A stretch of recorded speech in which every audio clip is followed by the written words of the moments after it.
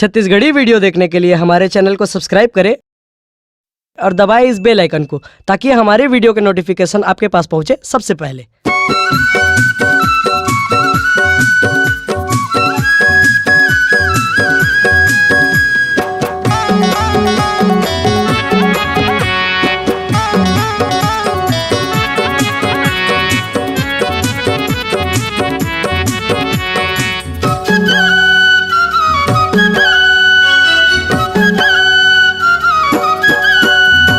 झंडा लहराए हो झंडा लहराए, झंडा लहराए हो झंडा लहराए, जैते खाममा हो गुरु बाबा सबला बताए सतनामेला।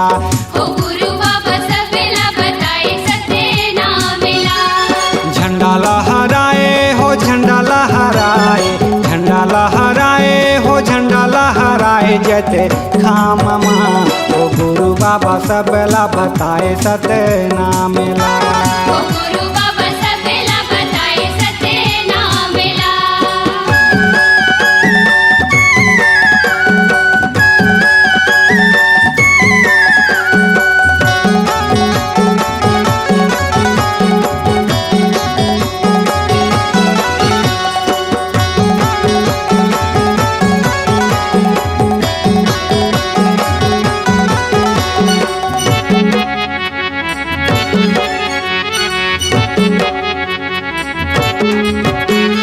धरती गगन यागी पानी सिर जाए, सुरूर सुरूर शीतल पवन चलाए। सुरूर सुरूर शीतल पवन चलाए।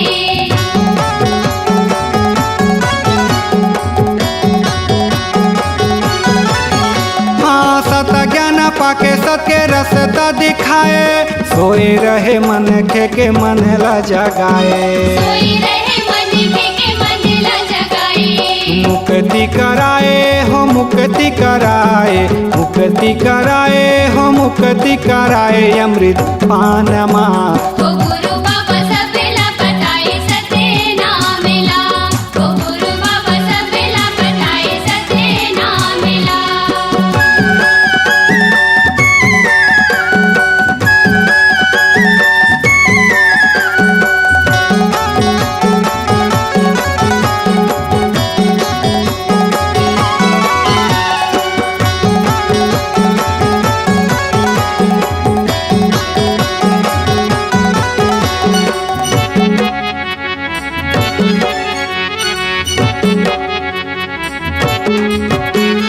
कर्म गति बने रहते तकदीर बना जाते, सबके रद्दा में चले माँ जीवन सफल हो जाते।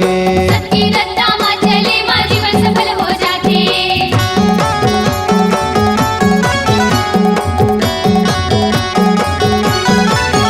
हाँ सतपुरुष परमा प्रकाश के छाया, घपटे अंधियारी मीठी मोहया माया। अपनी अंधियारी मिट्टी मोह माया।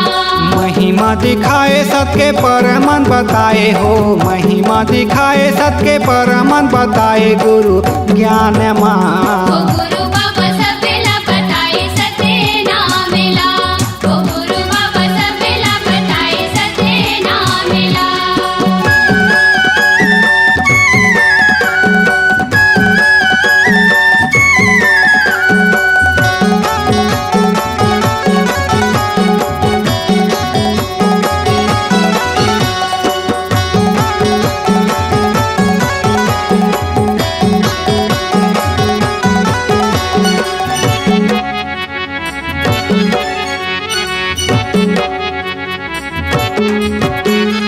चंदा सुरु सही जग में ज्ञान के प्रकाश है, खोजे मन मिले कहूँ अपने पास है। मुझे मन मिले कहूँ अपने पास है।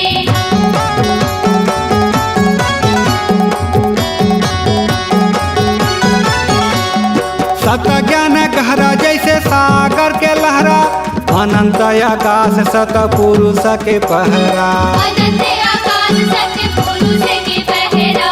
मार्ग बताए सत्य जोत जलाए हो, मार्ग बताए सत्य जोत जलाए, सत्य नाम माँ। हो गुरु बाबा सबला बताए सतनामेला। हो गुरु बाबा सबला बताए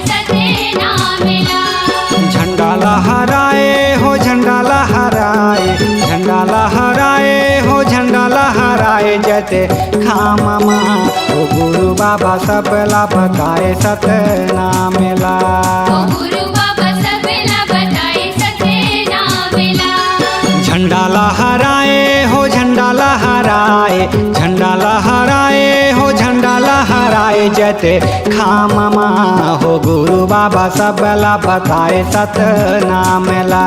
ओ गुरु बाबा सबला बताए सतनामेला। ओ गुरु बाबा सबला बताए सत ज्ञान ला। ओ गुरु बाबा सबला बताए सत ज्ञान ला। ओ गुरु बाबा सबला बताए सतज्ञानला।